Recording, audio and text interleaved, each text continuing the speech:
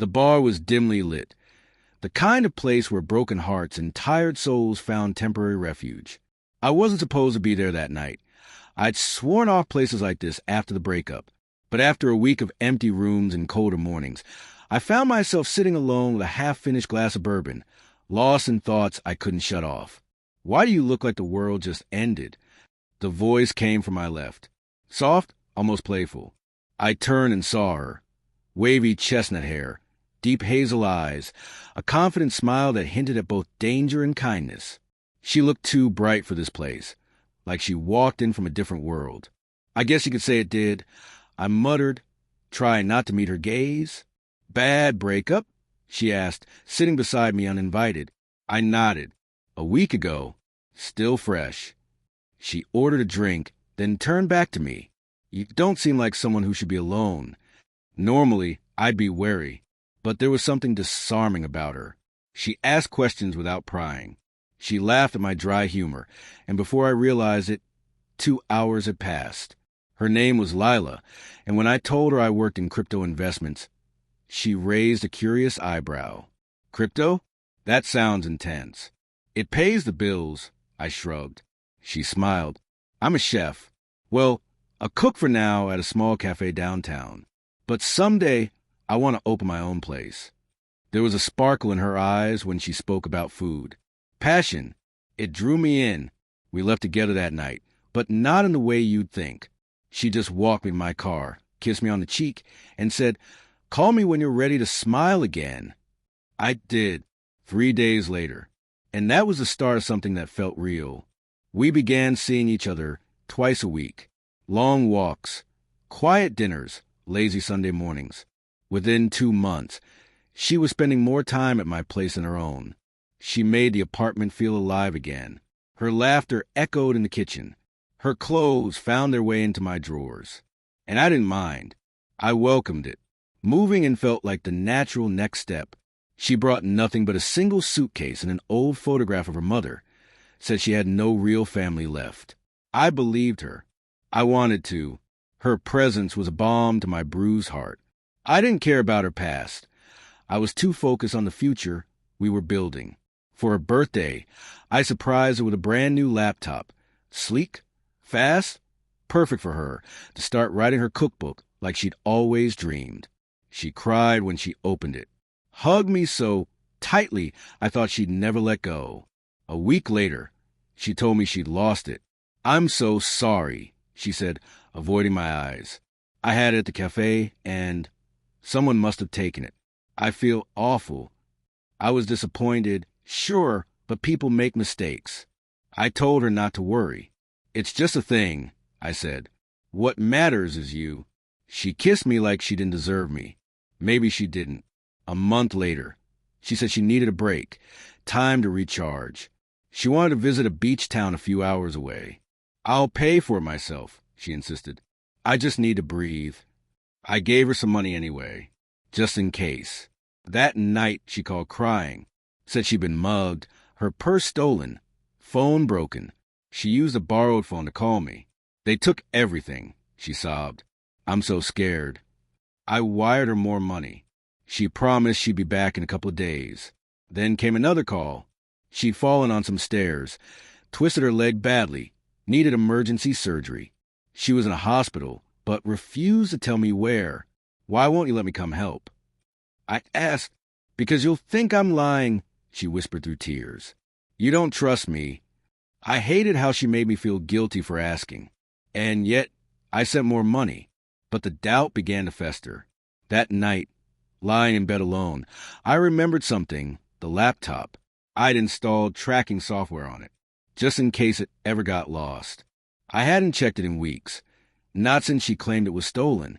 I opened my old email and found the last ping from the laptop. An IP address. I mapped it. It wasn't at the cafe. It wasn't anywhere nearby. It was at a coastal hotel, the same town where she said she'd gone for her solo retreat. The name of the hotel stared back at me like a slap to the face.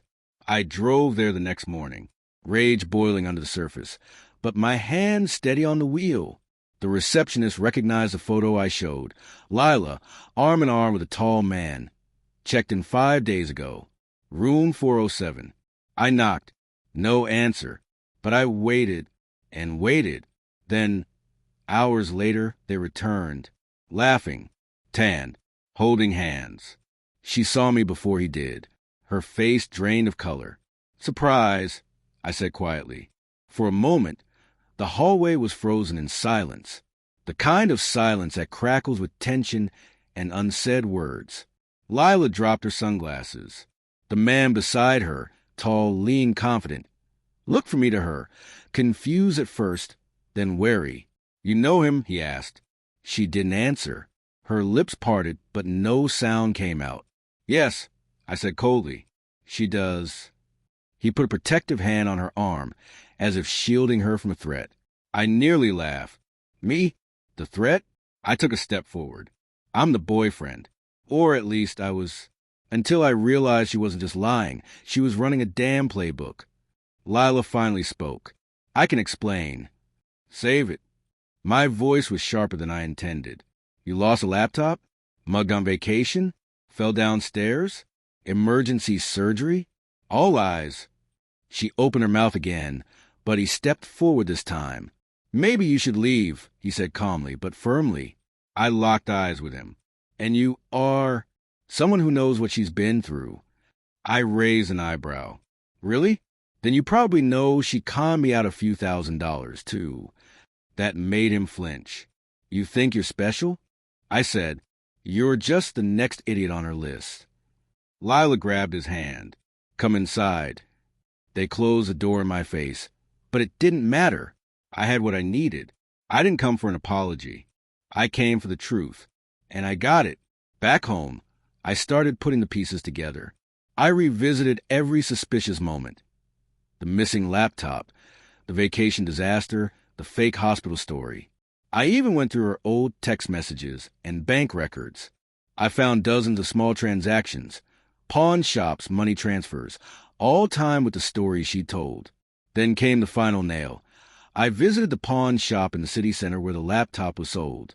She matched the photo, the owner said, glancing at the image of Lila on my phone. Brought it in a few weeks back. Said it was a gift from an ex needed quick cash.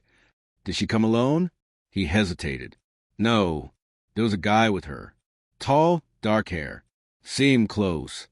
Do you have security footage? He looked at me cautiously. Why? I think I've been scammed, I admitted. He pulled up the footage. Grainy but clear enough. There she was, Lila, laughing, leaning against the same man from the hotel. The same man I'd just seen. That was the moment the last of my illusions shattered. They weren't just lovers. They were partners in crime. I filed a police report, showed them the evidence. The footage, the text threads, the bank statements. They nodded, took notes, promised to investigate. But the moment I mentioned it was a romantic scam, they shifted. She lived with you? The officer asked. For nearly a year. You gave her the money voluntarily? Yes, but... She didn't steal it. She lied. I saw where this was going. Legally, I'd be chasing shadows. Unless they found more victims. Unless she slipped, she could walk away clean. It wasn't fair. But I wasn't going to roll over and forget it ever happened. I decided to do my own digging. I started with her name. But Lila wasn't her real name. I checked her ID copy. A photo she'd sent once for a rental agreement. I ran it through reverse searches, online databases. Eventually, I hit a match. Different name, different city, a small article about a woman accused of defrauding an elderly man using similar tactics. She'd changed her name at least twice. She was a ghost wrapped in new skin every few years. A week later, the laptop pinged again, this time in a different part of town. I followed the signal and found myself in front of a rundown apartment complex. I waited in my car, watched the door. Eventually, the man came out. Alone. I followed him, not out of rage, but curiosity. I needed answers. I needed to know how deep this went. He walked into a small electronics store. I waited 15 minutes, then entered. He was talking to the clerk when he spotted me. Seriously, he snapped. You're following me now? I'm not here to fight, I said. I just want to talk. He shook his head. You should forget her, man. That's what I'm trying to do. You were in on it. He didn't deny it. She's complicated, he muttered. We've been doing this for a while. She finds someone, plays the long game. I come in later, help her disappear. And the money? He hesitated. We split it, not evenly. I stared at him, amazed at the casual way he admitted it. She ever scam you? I asked. He gave a bitter laugh. Once. That's how I ended up working with her. I figured it was better to be on her team than her target. And now, she's planning something bigger. Said she's done with small jobs. Wants to move overseas. Disappear for good. I left without another word. But my mind was racing. She was leaving. Soon. And this time, she wouldn't look back. But I wasn't done with her yet. I had one more move to play. And this time, she wouldn't see it coming. The more I thought about what her ex-partner had said, the more certain I became Lila was planning her final escape. If she vanished overseas, I'd never see her again, and she'd keep doing this to others. I wasn't just after revenge anymore. I wanted to stop her.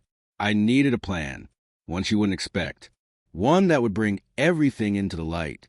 So I called a friend, Rachel, who worked in cybersecurity. We hadn't talked much since college, but she owed me a favor. I need to track someone, I said. Rachel hesitated. What kind of tracking? She scammed me, lied about everything. I want to stop her before she disappears. I heard her sigh on the other end. You always get involved with the wrong girls. Yeah, this time I want to finish it right. She agreed. I sent her everything I had, phone numbers, the laptop serial number, even old emails. She got to work immediately. While she dug into the digital trail, I started building the trap. I created a new online persona, a wealthy crypto investor from a foreign country. I used fake photos, fake investment stats, a new voice over the phone using a filter. I posted on the same forums she used to frequent, joined groups where I knew she hunted for new victims. I waited. It didn't take long. A week later, she messaged Damien, my alias. Hey, smiley face. You seem really interesting. Love your work with crypto. I stared at the screen in disbelief. The gall of her. We started chatting. At first, I kept it light. I played her game. Then I made a move. I'm coming to your city next month. Business trip. We should meet up. She replied almost instantly. Would love that. Maybe I can show you around. Meanwhile, Rachel hit pay dirt. She's using a different name, she said over the phone. Emily Vaughn. That's her new alias. I tracked her email login location. She's in a hotel downtown. Expensive one. I booked a room there the next day. I wasn't sure what I was looking for, just that I needed to be close when it all unfolded. She didn't recognize me. Not in the lobby, not in the bar. I watched her from across the room. Same smile, same fake laugh. She was with someone else. Another mark. I didn't interfere. Not yet. That night, Damien asked her a question. What's the craziest thing you've done for money? Her reply chilled me. Convince a guy to give me 10 grand for surgery. I told him I was dying. He cried. It was kind of sweet. I saved the chat. That was all the proof I needed. But I wasn't done. Damien invited her to a private dinner the next week, a VIP event at a local mansion, supposedly hosted by a tech investor. I rented the place for one night through a friend, decorated it to look like a high-stakes business gathering. She arrived in a tight black dress, her eyes scanning the crowd for me. For Damien, I was already inside, behind the scenes, watching everything through security feeds. She looked confident, like she had done this 1,000 times before. At 9 p.m., the lights dimmed. A spotlight hit the center of the room, and I stepped into it. No disguise, no mask, just me. Her expression froze. The blood drained from her face. Guests turned to look at her, confused. This, I announced, is Lila, or Emily, or whatever name she's using today. I clicked the remote. A screen lit up behind me, messages, footage, voice notes, all projected in front of everyone. She's not a guest. She's a con artist, She stole thousands from me and from others. Tonight, I wanted you all to see the truth. She backed away. People started whispering. Someone pulled out a phone. The man she'd come with, her new mark, looked stunned. You lied to me? He asked, stepping back. I didn't know, she stammered. I turned to her one last time. I loved you, and you made me feel like a fool. But I'm not your victim anymore. She ran, just like I expected. The fallout was immediate. The footage went viral. People came forward. 2 men, then 5, then dozens, all with the same story. Same lies, different names. The police finally had enough to investigate seriously. She was caught trying to board a plane 2 days later. She's facing charges now. Fraud, identity theft, emotional abuse. The case is ongoing. As for me, I deleted Damien. I stopped tracking her. I was free, not just from her, but from a version of myself that trusted too easily, loved too blindly, and ignored every red flag waving in front of him. I'm moving on, but I'll never forget the girl without her presence. Stole more than just my money. Yet her scent still she almost stole me on the pillows. I sat on the couch, trying to convince myself that everything would be fine, that she was just overwhelmed and needed space. But as hours turned into days and days into a week, reality began to gnaw at my mind. Her phone had been turned off since she called from the hospital. No updates, no texts, nothing. I went to the cafe where she worked, hoping someone had seen her, but they hadn't. In fact, they were surprised to hear she was back from vacation. One of the waitresses tilted her head, confused. I thought she was still in Bali, she said casually. Bali? I echoed. My blood froze. She told me she was in a nearby country. She never mentioned Bali. I left the cafe with my heart pounding and mind spiraling. That was when I remembered something I had almost forgotten. The laptop I gave her. When she told me she'd lost it, I was disappointed but didn't press. Now I wasn't so sure. I logged into the tracking system I had installed back when I first set it up, just for security reasons. I told myself. The system showed the device was offline, but I set up a notification for when it would come back on. The very next morning, I got the alert. Device active, Denpasar, Bali. It took a few seconds for the meaning to sink in. She lied. Again. The hospital story, the mugging, the tears. All of it, fueled by equal parts rage and heartbreak. I started digging. I went through her social media. Still quiet. But I knew where to look. She once showed me her secondary account, the one she used only for close friends. She had forgotten I followed it. Photos, tropical beaches, cocktails, and her smiling in the arms of another man, a man I'd never seen before. My chest tightened. The caption read, "New life, new love, no regrets." She hadn't just disappeared. She had escaped, with money that wasn't hers, with lies wrapped in affection. I stared at her smile, the same smile that used to greet me every morning, now directed at someone else, someone who looked just as deceived, or maybe he wasn't on it. There was only one way to find out. The apartment felt emptier without her.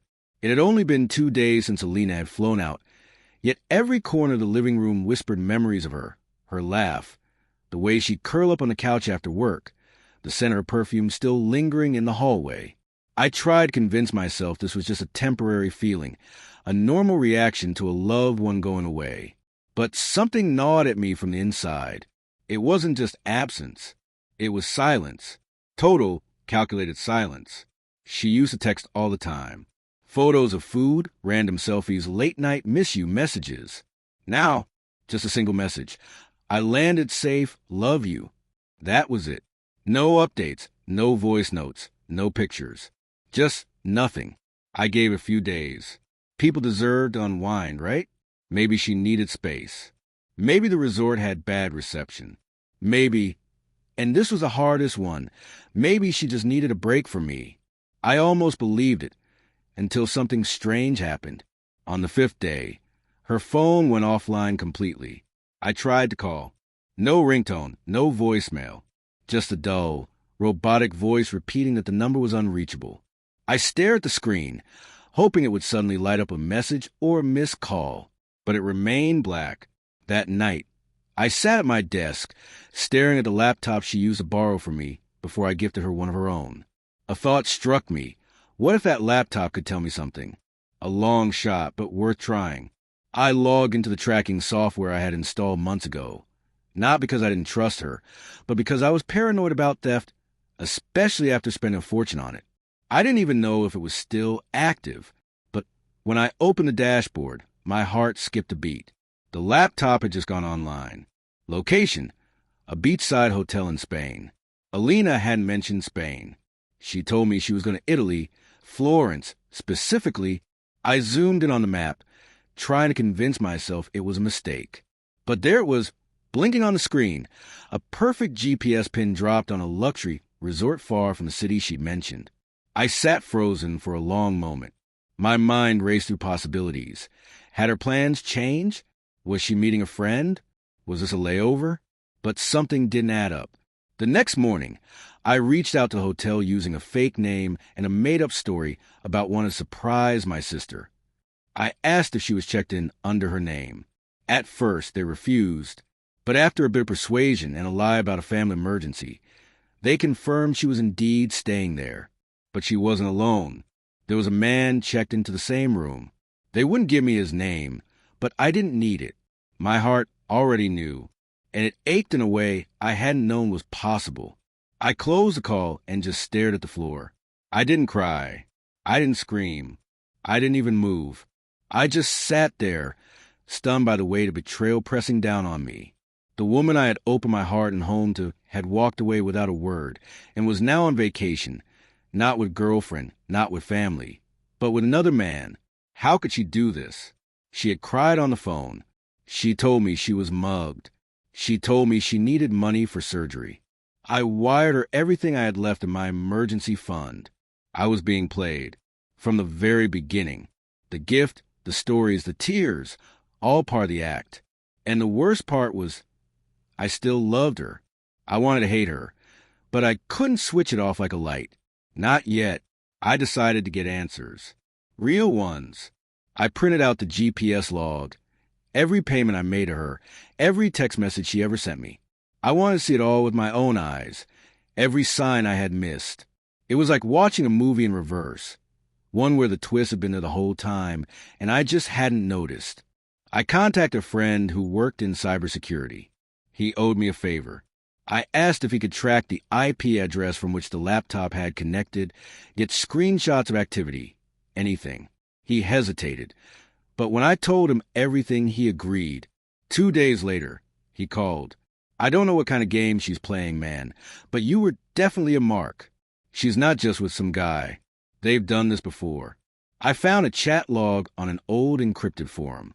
They run scams, fake thefts, hospital emergencies, you name it. And your girlfriend? She's good. Real good. The rage that had been simmering inside me finally exploded. I wasn't just heartbroken anymore. I was furious. I had to do something. I couldn't just sit back and let her get away with this. Not with my trust, my savings, my heart. I began planning. Not for revenge, not yet, but for truth. I needed proof. Evidence.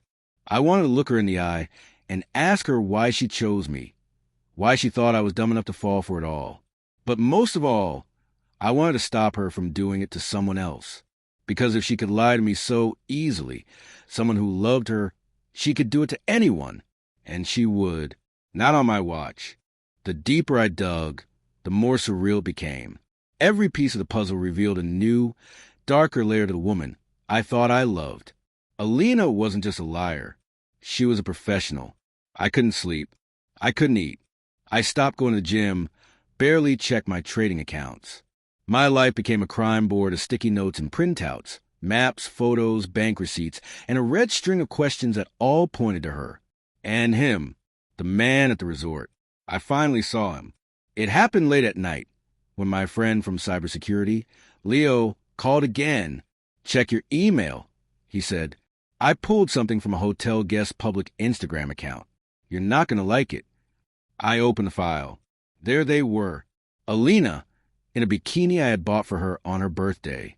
her smile radiant, arms wrapped around a man I had never seen before. Tall, athletic, slightly older, a tattoo on his left shoulder. They were standing in front of the exact hotel the GPS had pinged. Behind them, a glistening pool and palm trees swaying in the sun. She looked happy, not forced, not posing, genuinely at peace. Like the last 6 months we lived together had never happened. My stomach turned. I zoomed in on the man's face. There was something about him, his confidence, his body language. Not just a fling. This was an affair. He wasn't on it. They were a team. Leo found more. Forums, encrypted chats, payment trails routed through crypto mixers. And then, the kicker, a post from 6 months ago on a scammer community board. A user named A_Fox wrote, "Next mark. Lonely crypto guy, mid-30s, emotionally vulnerable, just broke up. Met him at a bar. Already asked about income. He's a giver." I stared at that screen until my vision blurred. That was me. They had profiled me, targeted me. My sadness that night in the bar wasn't just a coincidence she happened to notice. It was the exact weakness they preyed on. She asked what I did, complimented my honesty, made me feel seen. It was all part of the hook. My hands trembled as I opened my old messages with her. Every, "I love you," every "you're my world," now sounded like carefully chosen lines in a script written for someone like me. I wanted to scream, but I didn't. Instead, I got smart. I needed to meet the man in the photo. If I could talk to him, maybe I could learn more, understand how many others they had fooled. But I also had another plan forming, one that required patience, control, and proof. I decided to visit the shop where the laptop had supposedly been sold. It was a small secondhand electronics store tucked between 2 cafes in a busy street. The clerk was young, nervous. I told him I was looking for a laptop like the one I'd lost, and casually described the exact model. "Oh, yeah," he said. "We had one just like that a few days ago. Didn't last long. Sold almost immediately. A girl brought it in. Blonde. Wore a hoodie, but I remember her necklace. Heart-shaped, kind of sparkly. That necklace, I bought it for her during our weekend trip to Prague." My throat tightened. "Do you remember her name?" I asked. He hesitated. "No, but I think she signed something for the drop-off. I'd have to check the records." "Please do." He disappeared into a back room. When he returned, he held a crumpled sheet of paper. I leaned in. There was a name. Not Alina, but a fake alias she'd used before on crypto exchanges. It was her handwriting. I knew it. That was enough for now. I returned home, not entirely sure what my next step was. But fate, it seemed, had one in mind for me. That night, I got a message. From her. "Alina, hey, I've been thinking about us. Can we talk when I'm back? I miss you." I stared at the screen, unsure whether to laugh or cry. Miss me? She was lying on a beach with another man, scamming me out of thousands, and now she wanted to talk? No, not this time. I didn't respond. Not right away. I needed to think. But her message gave me a gift, time. If she thought I was still under her spell, maybe I could finally get ahead. So I began constructing a digital trail, one that would expose everything. Not just to her, but to the world if needed. I created a folder with every document, image, GPS coordinate, message, and receipt I had. I backed it up twice, cloud and hard drive. Then I started building the trap. I knew she'd return eventually. Scammers didn't walk away from a successful mark too soon. There was more she wanted, maybe more money, maybe access to my crypto wallets, maybe a clean escape plan. Whatever it was, I was going to let her think she still had a chance. Because when she walked through that door again, smiling like nothing had happened, I'd be ready, and she would never see it coming. A week passed. No calls. No texts. Nothing. Except that one message she sent, the one where she asked if we could talk. I hadn't replied. I wanted her to wonder. I wanted her to believe I was still caught in the web she wove so beautifully. And then, one morning, she was there, just like that. I opened the door after hearing the key turn. The sound was casual, like she'd only stepped out to get groceries, not vanished to another country with a stranger and a bag full of lies. Her eyes met mine, and she smiled, softly, carefully, like a person walking on cracked ice. "Hey," she said, setting her suitcase by the wall. "You didn't change the locks." I didn't answer. She stepped closer. "You didn't answer my message either." I nodded slowly. Didn't know what to say. She glanced around the room, as if nothing had changed, as if our world hadn't collapsed, as if she hadn't burned it down herself. "I've been thinking about us, about what we had. It's hard to explain. I just needed space, to clear my head." Space? That's what she called it? Is that what they call beach resorts now? I asked quietly. "Space." She froze. Her lips parted, but nothing came out. Her eyes searched my face, hoping, praying, that I didn't know what I already did. I continued. "The necklace, the one I bought in Prague. Funny how the pawn shop guy remembered it." Still silence. "You weren't alone, Alina." I saw the pictures. I tracked the laptop. I traced the crypto. I talked to Leo. And I know about the forum post. Now her face cracked. She dropped her act like a broken mask. Her shoulders slumped. Her gaze hardened. For a moment, she was a stranger standing in my hallway. No longer Alina, the girl who smiled under cafe lights, but someone else. Colder, sharper, calculated. "I guess that's it then," she said, voice flat. "You figured it out." I let the silence thicken between us. She didn't try to explain, didn't deny it. That was almost worse. It confirmed what I already feared. There had never been any real love. It had all been a performance. Rehearsed lines, emotional timing, fake tears on cue. How many others? I asked. She shrugged. Enough. Was any of it real? Her eyes flickered. Maybe guilt, maybe amusement. "You were sweet," she said. "Too trusting. Too easy." That hit harder than anything. I walked past her and picked up a USB drive from the table, the one containing everything I gathered, screenshots, receipts, messages, photos. I held it up. "I could go to the police," I said. "I should." She didn't flinch. "You think they'll care?" I used aliases. He used crypto wallets that disappear in minutes. No real names, no real paper trail. "And you gave everything willingly. No one forced you." She was right. Legally, maybe I didn't have much. But morally, she was guilty of everything. "So what now?" I asked. She took a breath. "You can destroy the USB. Forget this. Move on. Or you can keep obsessing over it. Keep playing detective until you burn your own life down too." Her voice softened, almost like the old Alina again. "You were good to me. I won't deny that. I really liked you.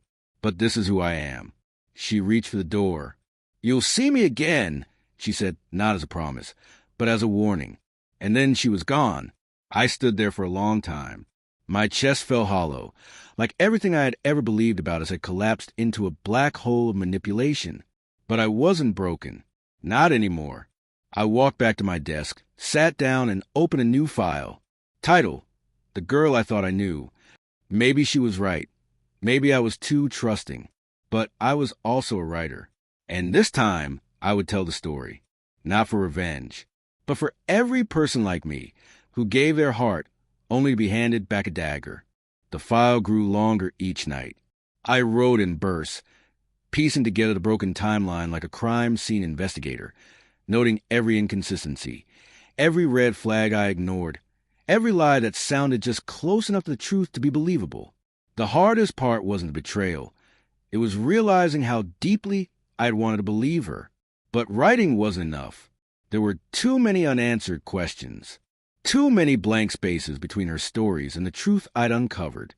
Who was the man in the resort photos? What was his connection to her? Was she just a pawn, or the mastermind? So I started digging. It began with Leo. I found his online footprint easily, careless for someone supposedly experienced in scams.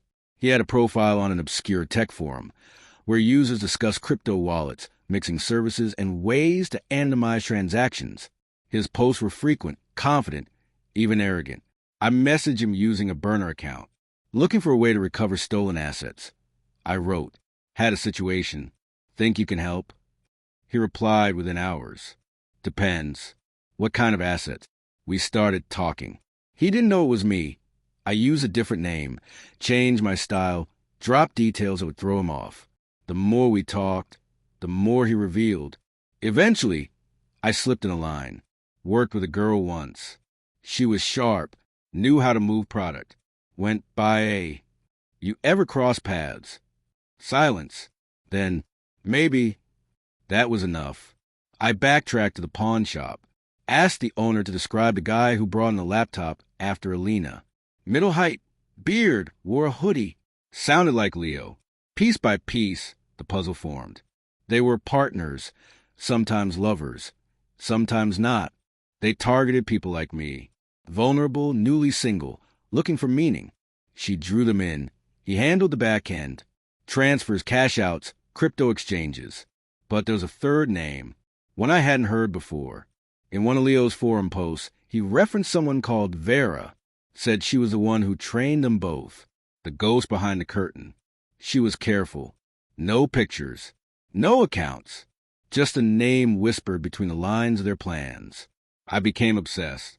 If Alina had learned from someone even smarter, colder, then she wasn't just dangerous. She was being molded, and maybe she wasn't done yet. That's when I got the message. No name, no subject, just one sentence. "You need to stop." I stared at it for a long time. No return address, no traceable IP, just the warning. Someone was watching, but I wasn't afraid. Not anymore. I had already lost everything: money, trust, love. What more could they take from me? I replied with a photo of Alina and Leo laughing on a beach, arm in arm.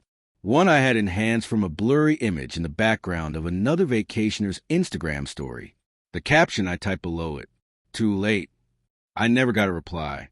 But a few days later, my burner account was deleted, forum access revoked, my emails locked, my crypto account flagged. I'd poked a sleeping animal. Still, I pressed on.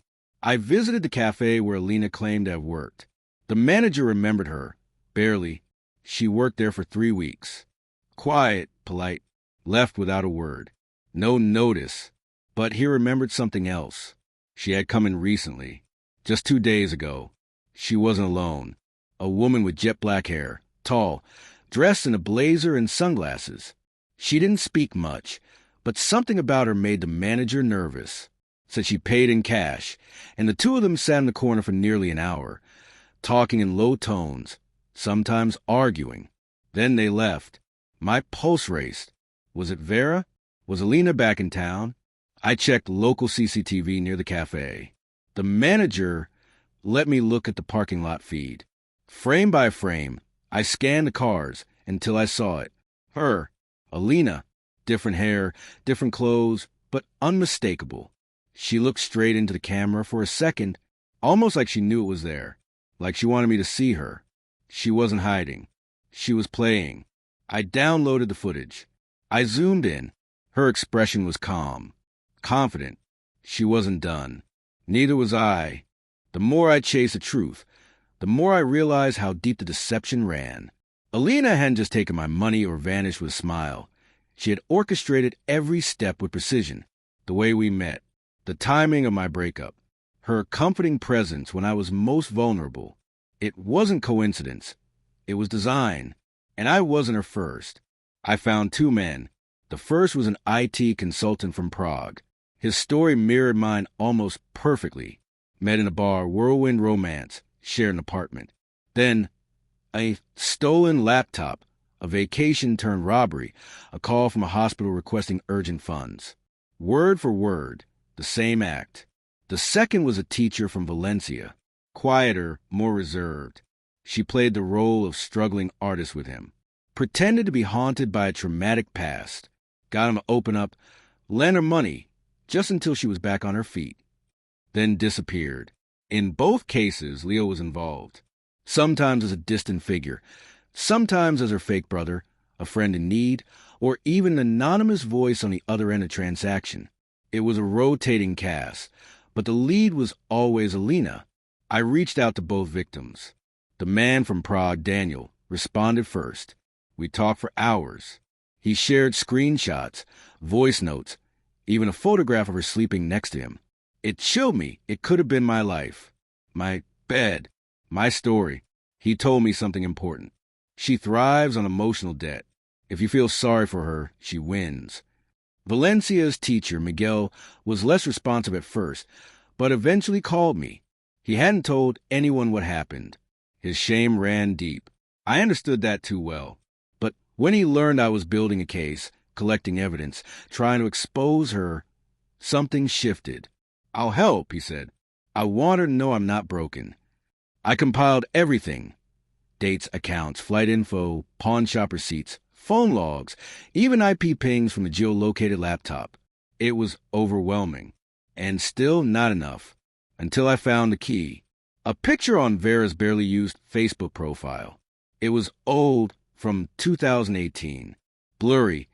A dinner table with wine glasses and 3 women laughing. One of them looked familiar. Not Alina, but her posture, her smile, the curve of her jaw. It matched. I ran a facial similarity scan against other known images. 87% match. Not Alina, but her sister. I felt the breath leave my body. She wasn't alone in this. She was family taught. It changed everything. If this was generational, if deception was woven into her DNA, then maybe I never had a chance. Maybe none of us did. But it also meant that her roots weren't invisible. They could be traced. I went back to the cafe's CCTV footage, found the license plate of the car she left in, traced it to a rental agency. False name, of course, but the same driver's license photo used across 3 other rentals in different cities. Her trail wasn't cold. It was fresh. She was still in the country. I visited the address listed under the rental agreement, an upscale apartment complex downtown. I waited outside for hours, pretending to be on a call, blending into the crowd. Just as the sun dipped below the skyline, a figure stepped out. Alina. She was wearing a coat I had never seen before, hair tied up, sunglasses despite the dusk. She didn't see me. She was with someone, not Leo, not Vera, a new man. He laughed. She touched his arm. The same act. Again and again. I followed them. Not closely. Just enough to keep them in sight. They walked 2 blocks to a small wine bar. Sat outside. Toasted. She leaned in and kissed him. My stomach turned. I took a picture. Not for revenge. Not for anger. For proof. Proof that people like her don't stop unless they're stopped.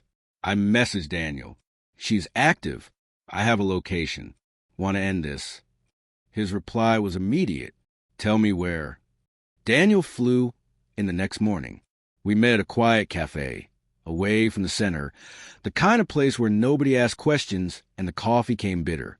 He looked older than in his photos, not in age, but in weight. The kind of heaviness that betrayal brings. The kind I'd started to wear, too. I thought I was over her, he said.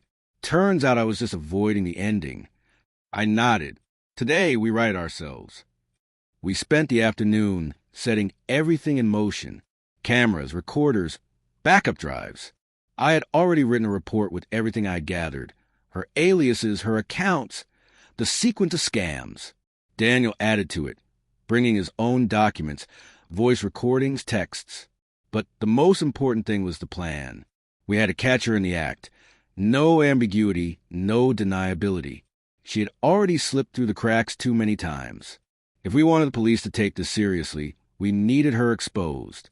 That evening, I returned to the wine bar. Same table. Same man. Different outfit. Same smile. She was slipping into his world. Carefully, sweetly, surgically. We followed them when they left. She held his hand. Laughed at something he said.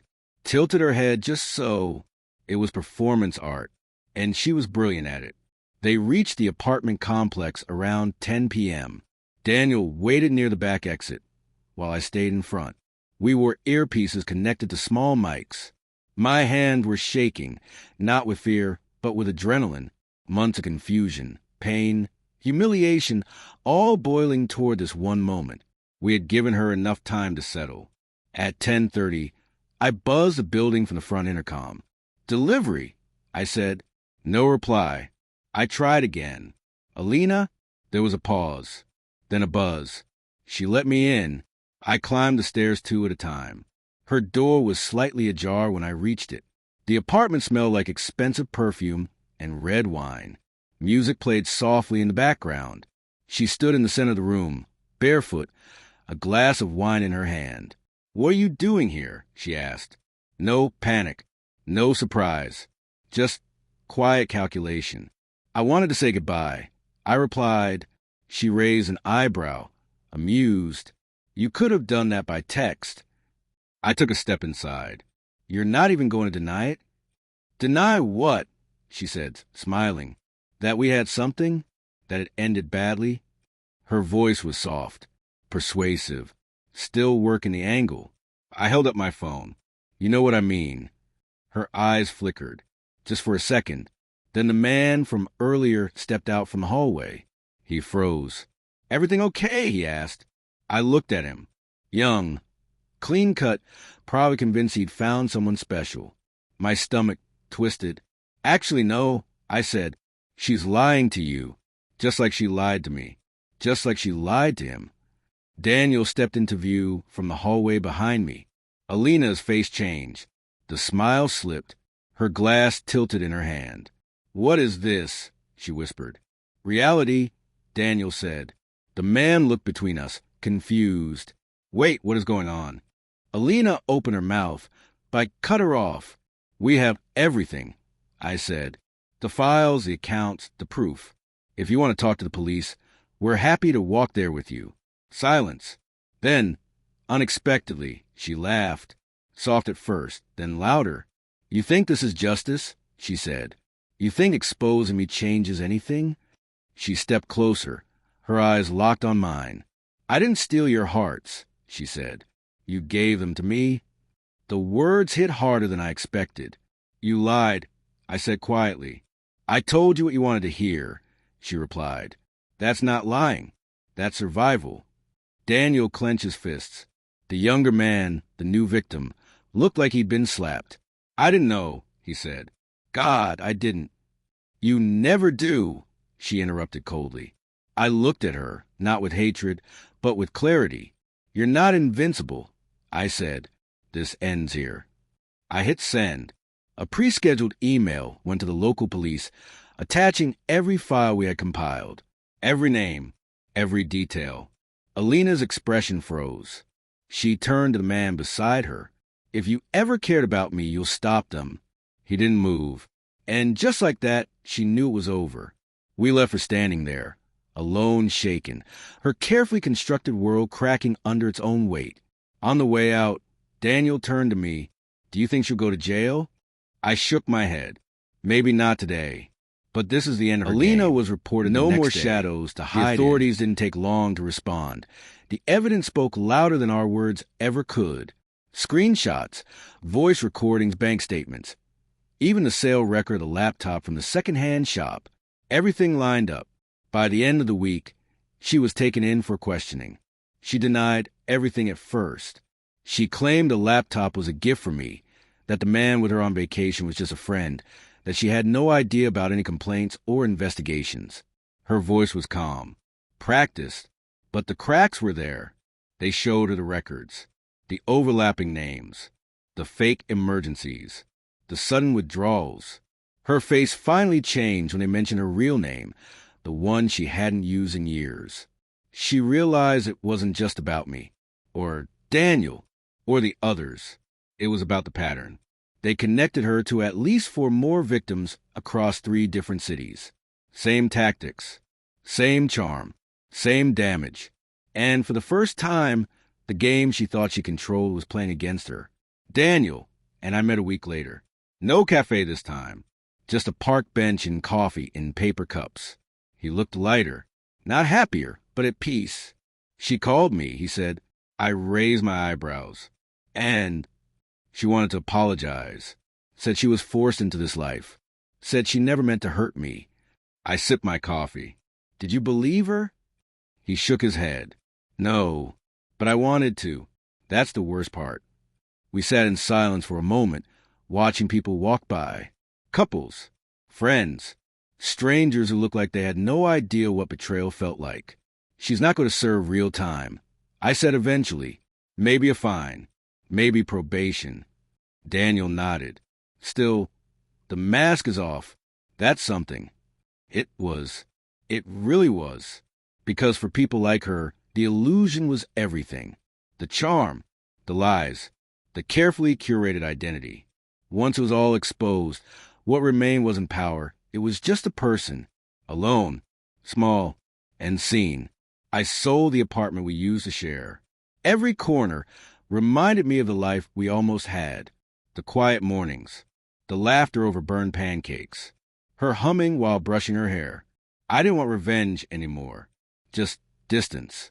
I moved to a smaller place closer to the coast, started fresh, took up new clients, new routines, even adopted a dog, something I never thought I'd do. He doesn't care about crypto or betrayal, just wants food and company. It helps. Healing isn't clean. It doesn't happen in grand moments. It's in the small things. Waking up without checking your phone in fear, not scanning crowds for a familiar face, trusting again, slowly, even if it's just yourself. Months passed. One morning, I received a letter. No return address. Inside was a folded piece of paper. Handwritten. I'm sorry for everything. I never expected to be caught, let alone understood. You were different. I hope one day you'll forgive me. Hey! I read it twice. Then I tore it up and threw it away. Not out of anger, but closure. Some doors don't need to be slammed shut. They just need to stay closed.